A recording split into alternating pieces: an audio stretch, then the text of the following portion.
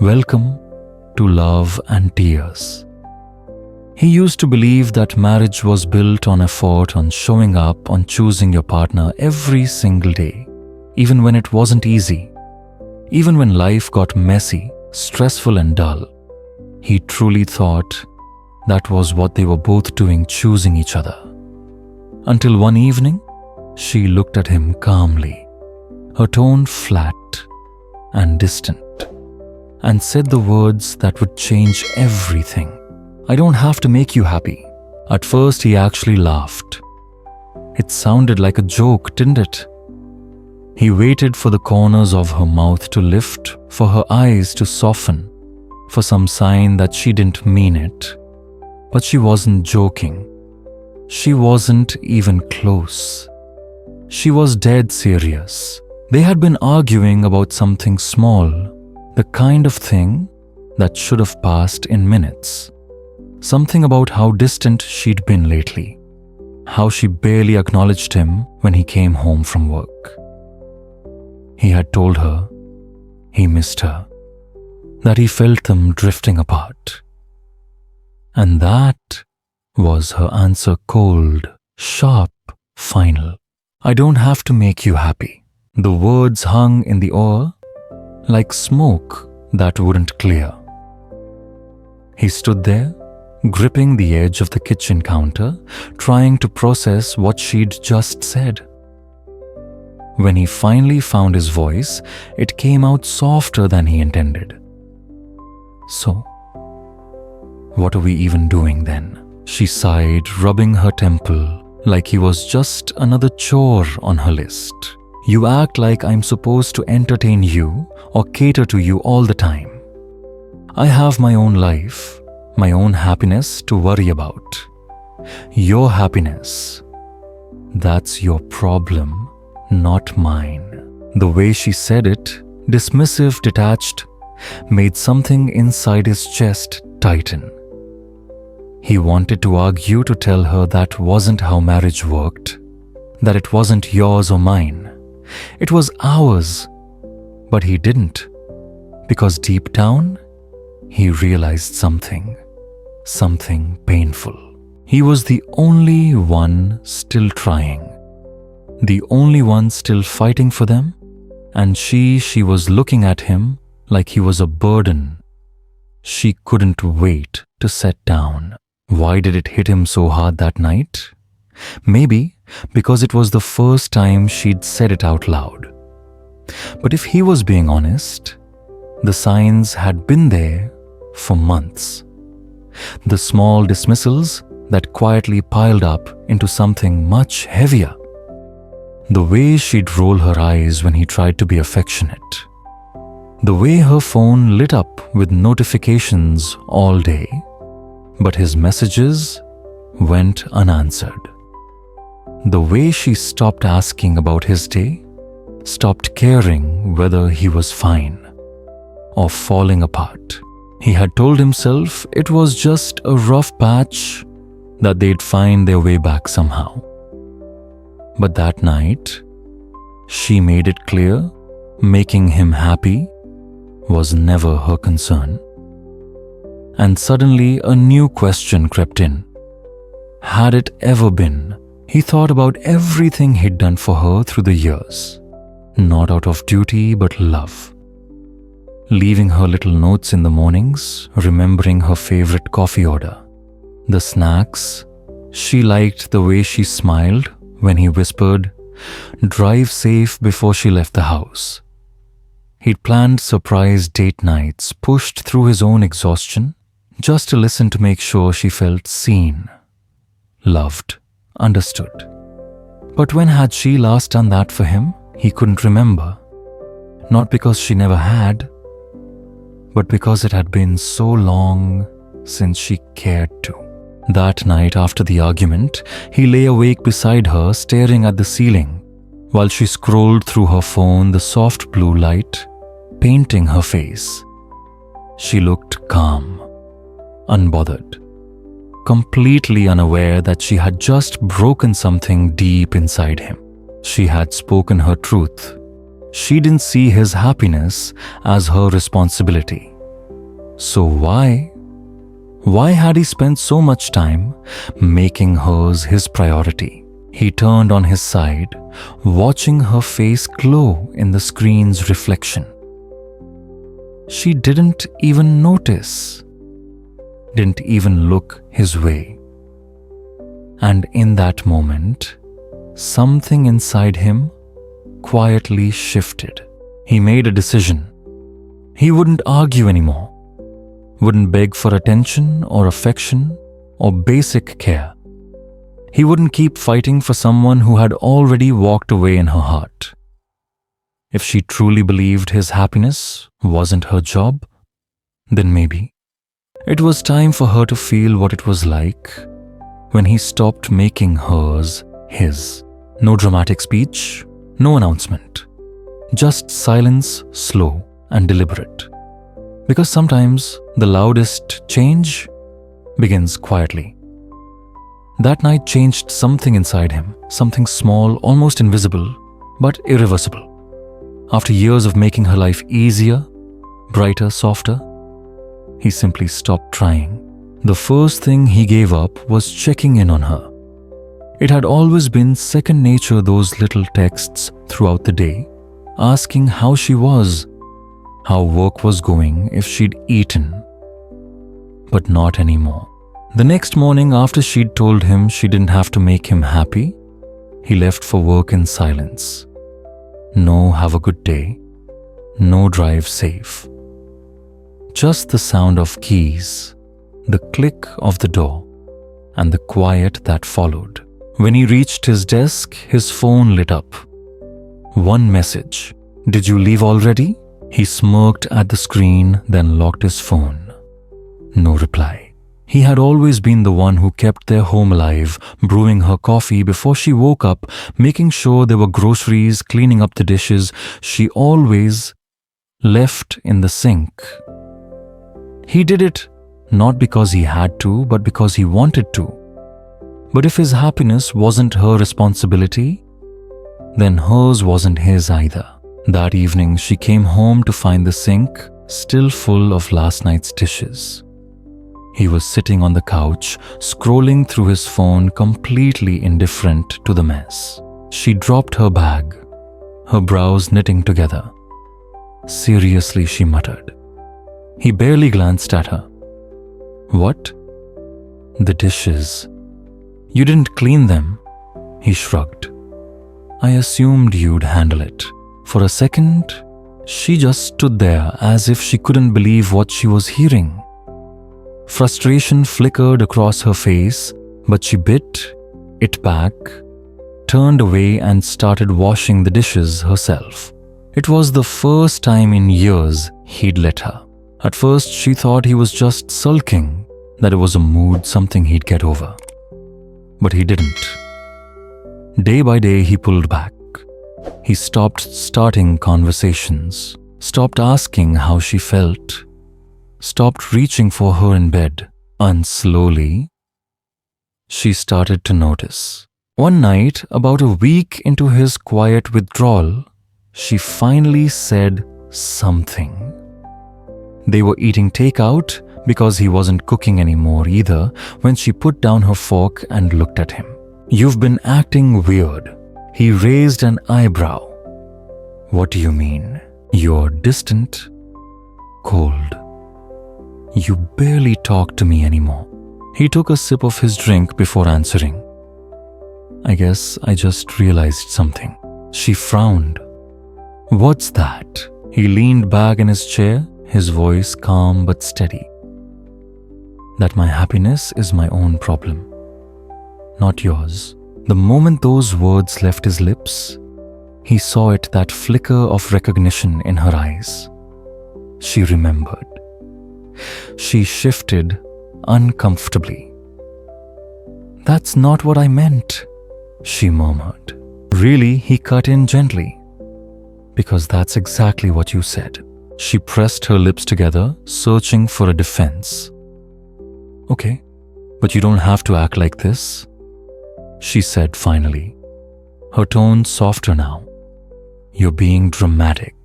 He let out a short laugh. dramatic no. I'm just learning from you. For the first time, she didn't have a comeback.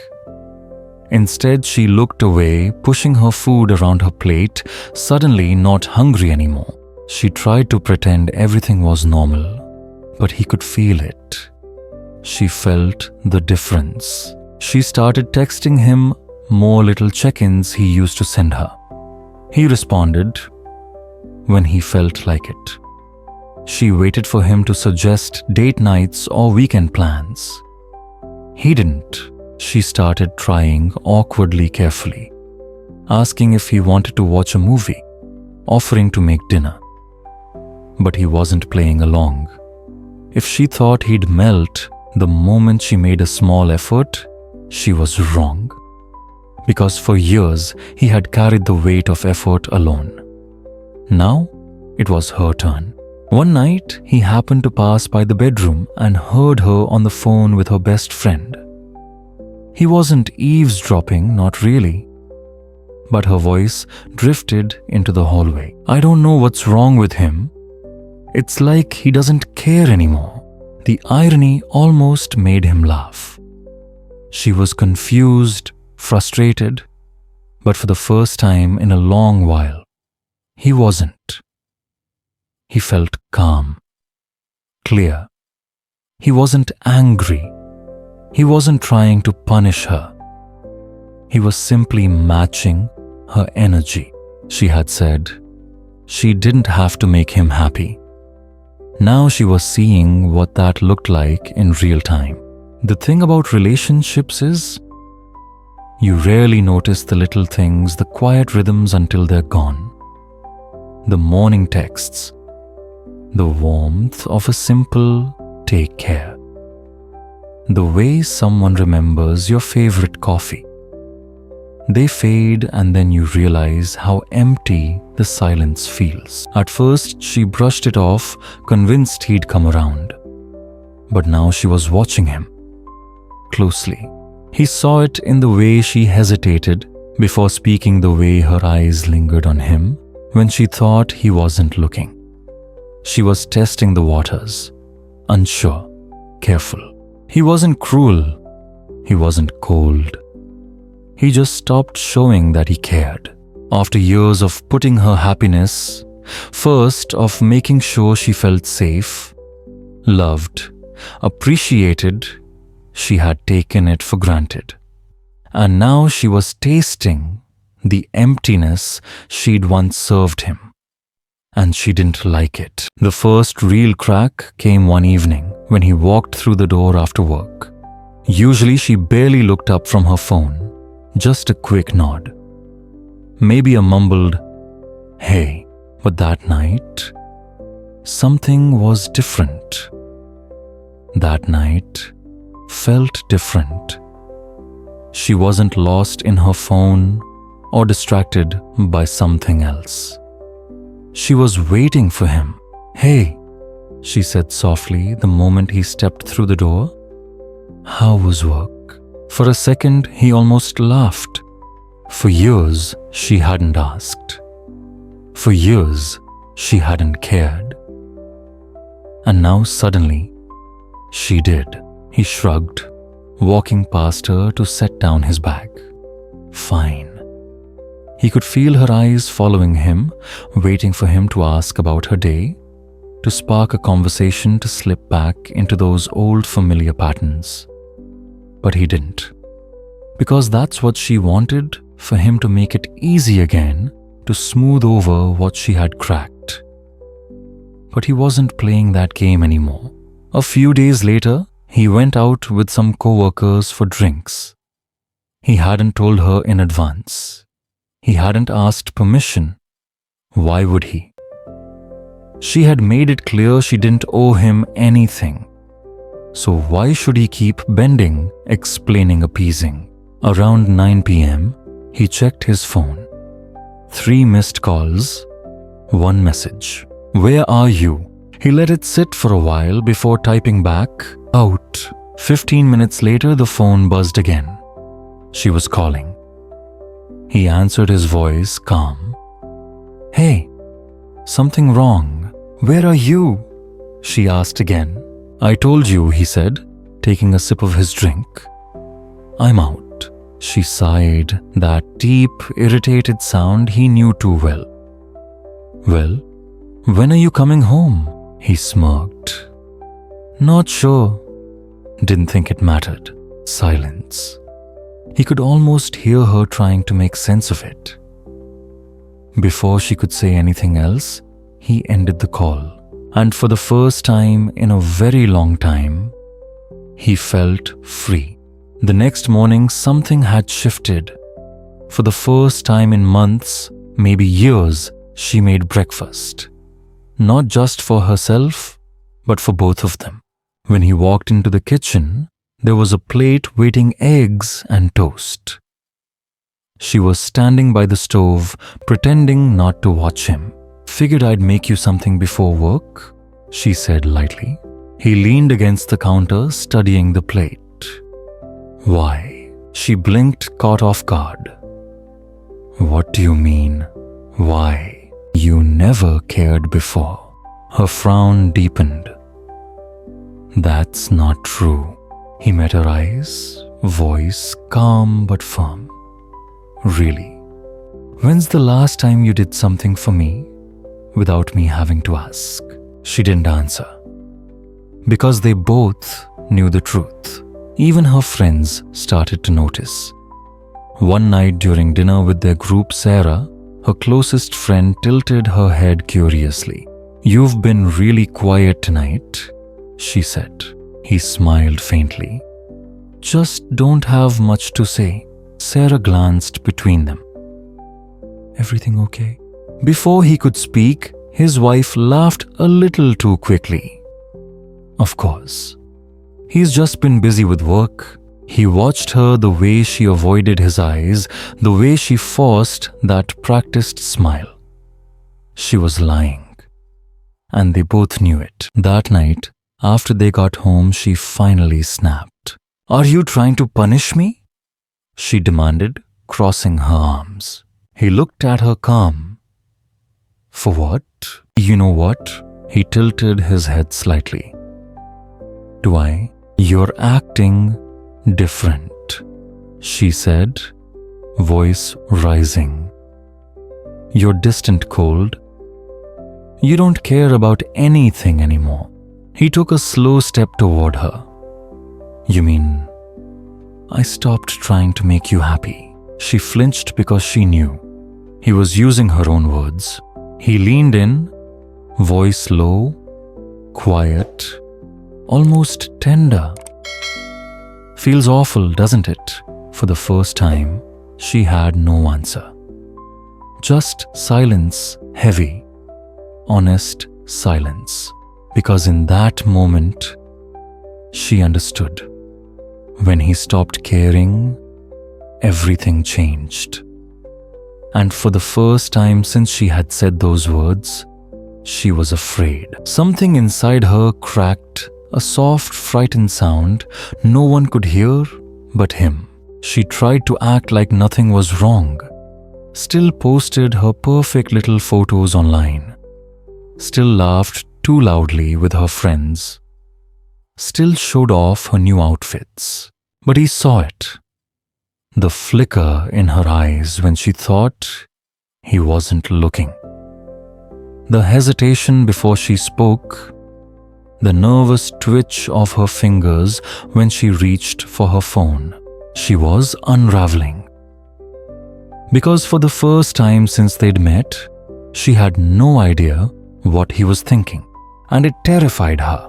Then came the shift, the sudden affection, the way she started reaching for his hand in public again, the way she leaned into him while sitting close as if trying to convince the world and herself that they were still fine. The texts started coming too. "Hope you're having a good day. What do you want for dinner tonight? Miss you. Miss me now." He stared at the screen for a long moment before locking his phone. No reply, because she didn't miss him. She missed the version of him who worshipped her. the man who made her happiness his entire purpose. But that man was gone. She wasn't trying to fix things, not really. She just wanted to reset the balance. But you can't reset something that's already broken. A few days later, her patience ran out. He was sitting on the couch scrolling through his phone when she stormed into the room. Are we just going to keep acting like this? He didn't look up. Like what? Like strangers, she shot back. Like we don't even know each other anymore. He exhaled, setting the phone aside. You mean the way you've been acting for the past year? Her mouth opened, then closed. Because she knew. He continued quietly. I told you, my happiness isn't your job, just like yours wasn't mine. She winced. Those words, her words had finally turned against her. I didn't mean it like that, she said weakly. He studied her. Then how did you mean it? She faltered. I don't know. I was frustrated. I felt like you expected too much. He nodded slowly. And now that I expect nothing, you don't like it. She went silent because she knew. She hadn't wanted to be responsible for his happiness, not until she realized what life looked like when her own happiness wasn't his priority either. Her friends began noticing too. Some asked quietly if everything was okay. Even Sarah messaged him one night. Hey, I don't mean to pry, but is everything all right?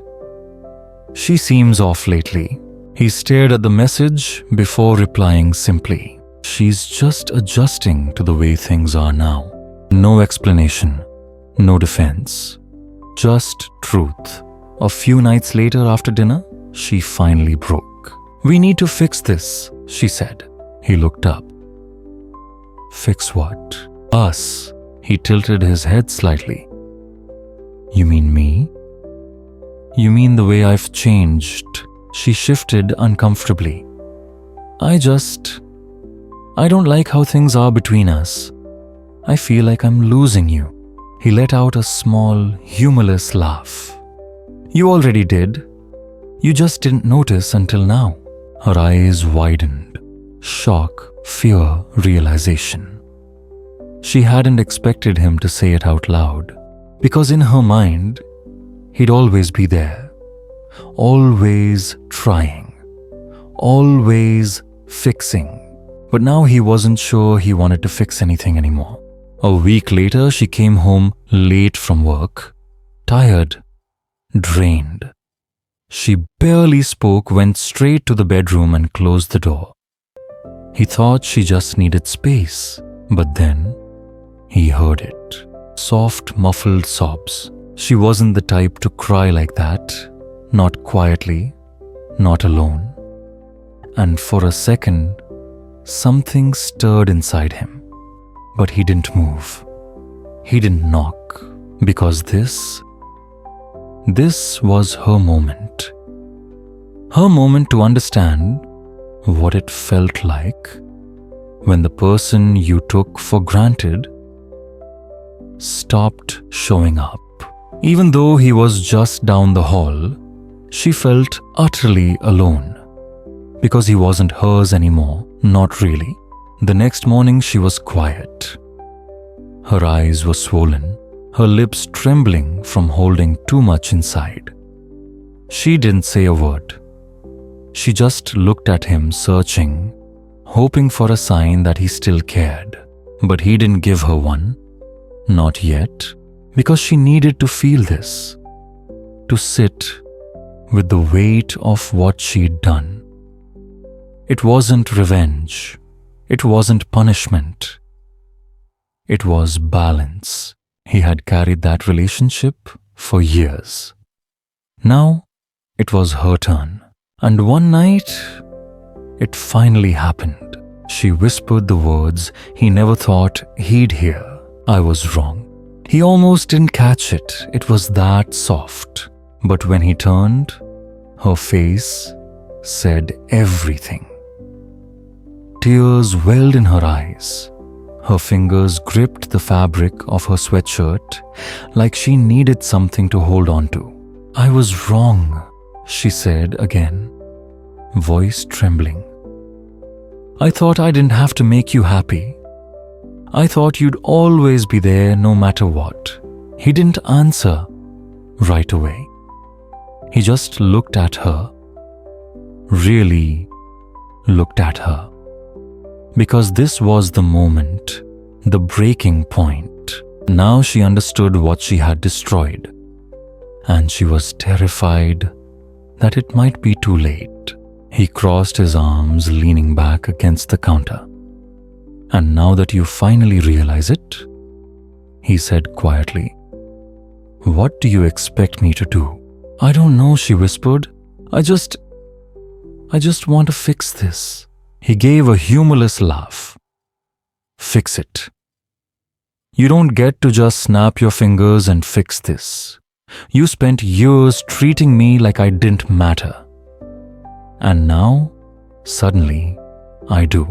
Her breath caught. "I thought..." He cut her off. "You thought I'd never leave." She swallowed hard, tears spilling over. "What do you mean?" "You never thought you had to try," he said. "You thought I'd stay no matter how unhappy I was. Because I always did." Her sobs broke the quiet, and for the first time in years, he didn't feel sorry for her. He didn't rush to comfort her. He just stood there, steady, calm. She reached for his hand. "Please," she whispered. "I don't want to lose you." He looked down at her trembling fingers, at the desperation there.